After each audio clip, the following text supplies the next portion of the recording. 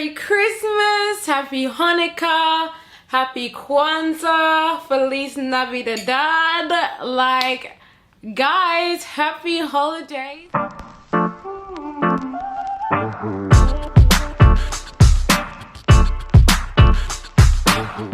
Guys, I'm so happy to be back. Like, don't ask me where I've been because this video is titled What We're Not Doing in 2020. So honestly, in 2019 I have learned a lot about myself and a lot about why, like, in the year, I feel like in the year I was really unhappy and I didn't really have reasons to be unhappy at certain points in times, at certain points of time. Yeah, you get me. And so, like, I watched something that someone was talking about in their Instagram story, and it kind of just made me realize that, like, in 2019 I was my own enemy. Like, I was my biggest distraction, I was my biggest opposition, and I was really the reason why I didn't get to where I wanted to be. And I don't want that for 2020, and I don't want that for anybody else for their 2020. So I wanted to just come here and share what we're not doing in 2020. So I made a list of things that we, and when I say we, I mean me too, because, like, obviously, like, this is coming from my own personal reflection and I wanted to share it with you beautiful people. The first thing we are not doing in 2020 is we are not missing out on opportunities because of self-doubt. Now, for me, like, self-doubt was such a big thing, like, whether it be a job or, like, just an opportunity in doing something that I may be passionate about, or just signing up for something. I'm always like, but will I be able to? Am I capable? Am I smart enough for this? And a lot of self-doubt swallowed me, and by the time I, like, psyched myself up to apply for the thing or to take that leap, the registration was closed, they were full, all of that type of stuff. And, like, you can't get angry at anybody but yourself for, like, doubting yourself so much. And this is what I mean when I said, like, I was my biggest, like, opposition. I feel like the biggest thing I learned from that is all that self-doubt is, like, self-doubt, too much, okay, how do I word this? Too much self-doubt to me equals a huge lack of faith. Because if you can't believe you can't do something, you don't need to believe that you can do it, but you need to believe that God can be able to use you to do it. Does that make sense? Like, I just feel like when there's an opportunity and you're like, oh my gosh, I'm not smart enough, I'm not this enough, I'm not that enough.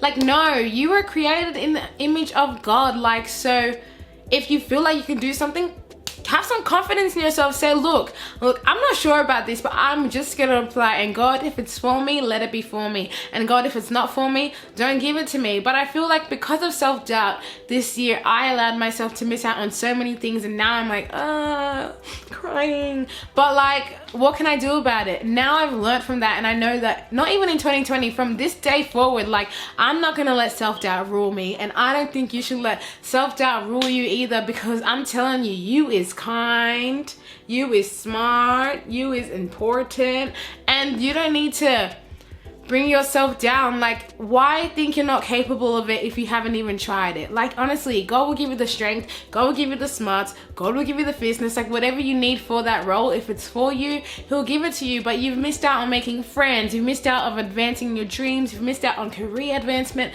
all because you didn't believe in yourself and you were your biggest enemy. The second thing we're not doing in 2020 is we are not settling for less.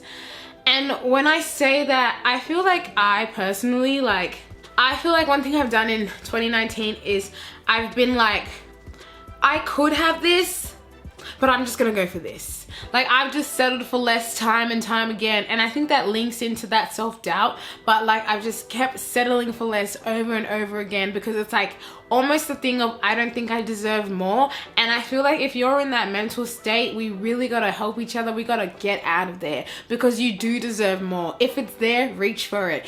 Like, don't settle for less. And if you find yourself in situations where, whether it be at work or at school, at uni, at TAFE, at your job, like, wherever, oh, I said at work, but alright, wherever you are, don't settle for less in the way that people treat you. If they're treating other people like this here and they're treating you there, that's an issue. And if you're allowing that, you're settling for less. Don't settle for less in the way that people treat you. Don't settle for less in your dreams you're going for. If you want to be the top neurosurgeon, but someone said you can't do it, so you're like, all right, I'll just be, not saying that these people aren't great, but I'll just be like a GP or whatever. Why? Don't settle for less. If that's your dream and that's where you want to go for it. In 2020, we are not settling for less in any category of our life. We are not, of our lives. We are not. Like, it's not gonna happen anymore. Because look, I'm personally, we're tired of it, and we're gonna start speaking up. We're not settling for less. Don't do that to yourself. Don't cap your capabilities because you're settling for less. No, that's not your portion. In 2020, we are not hiding our faith because of fear of judgment. Really? It's 2020. If everybody's allowed to have their own opinion about this, I'm allowed to shout Jesus from the top of the roof and nobody should be mad about it. Nobody. But I just feel like in 2020, if I want to profess my love for Jesus, why am I being hammered down? Because I love Jesus, all of a sudden it means I hate all these groups of people without you even asking me or you even getting to know me. People don't even get to know us about as Christians, and then we're hiding our faith. Like, guys, we're lovers out here. We're lovers. Like, if you met me and had a conversation with me, I'm a lover, not a hater, not a fighter. Passionate, but not a fighter. Like, in 2020, please do not hide your faith because of fear of judgment. If everybody else is allowed to scream out their beliefs, allowed to do that stuff, be happy and be bold that you are in a place where you are allowed to profess your faith without even being professed. Why do I keep saying that's the right word? You're allowed to profess your faith without being persecuted for it. And I understand, like, you'll be like, oh yeah, I'm a Christian, and already people are like and like slandering you with hate before that you've even been allowed to speak. But I'm just telling you, like, if you ever get in those situations, you just need to be like, God, Jesus, Lord, Father, give me the words to say. And just come at everybody with love. Don't come at everybody with fire. Don't come with your shaka shaka boom boom and your boom boom boom. Just come at everybody with love. But like, so I remember the times I was like bursting from the seams. Like, I just wanna be like, and like, spread like love, joy, peace, and all the fruits of the spirit out. But I'm like, I'm gonna keep it in because I'm scared I'm gonna be judged. And like, no, baby, but life is short. If you love Jesus, then shout it from the rooftops. Like, shout it. And I do not mean any offense to any groups, any religion, anything. I'm just saying, if you love Jesus, shout it out. In 2020, we are not living a life full of regret. And like you're young. I feel like if you're watching this, you're young, or you might be an older person, but still, you made a mistake. Oh my gosh, what's wrong with me? You made a mistake. The mistake has been made. We gotta learn to move on. We can't live our whole life going, I wish I never did this, and I wish I never did this, because you will never be happy if you live a life full of regret. You made a mistake, move on from it. Learn something from this. But like, yeah, move on from it. Like, I know me, like, sometimes I'm like, I wish I never quit that job that I had in 2012. This is an exaggeration, because maybe, and I do that when I'm having a hard time in like my current workplace, then I'm like, I wish I never quit this job. But it's like, no, babes, sometimes it's not even a mistake. It's something that you had to do. It's called growth. And you might feel uncomfortable now, it might not feel great now, but you will not see the reason why you're in this season, the reason why you're at this school, the reason why you have these friends. You will not see the reason why that mistake led to these outcomes, because you're thinking about that situation as a mistake in the first place. I don't know if this makes sense, but in my brain, it's really clicking together. This one wasn't on my list, but I'm gonna add it. In 2020, we're not bearing unforgiveness. Like, come on now. Like, and for me, this runs deep. Like, I have not that I have unforgiveness, but I say I've forgiven people, but then like, I'll be in my bed and I'm like, remember 5 years ago when that person did this to me? Ugh. But it's like, I said I forgave them. Like, really? We need to pray to help, like, to God to take all this unforgiveness from our hearts, because like it says, if we are not forgiving others, how do we expect our Father in heaven to forgive us, babes? How? Like, how is it gonna happen? Like, I don't know, it's a little bit hypocritical, you know, like, hey God, please forgive me for like gossiping and doing all this stuff, but I'm not gonna forgive her for talking and saying that my shoes were ugly 10 years ago. It's not happening. No, babes, not happening. Not forgiving her, and I'm gonna put up a shady post on my Instagram story to remind her about it.